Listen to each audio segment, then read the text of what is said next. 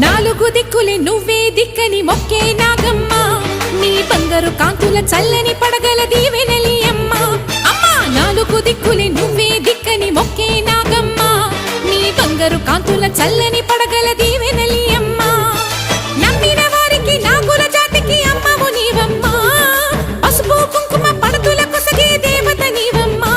మా ఐదవతనమునకు అభయమునిచ్చి అండగా ఉండమ్మా చల్లని చూపుల నాగమ్మ మా పిల్ల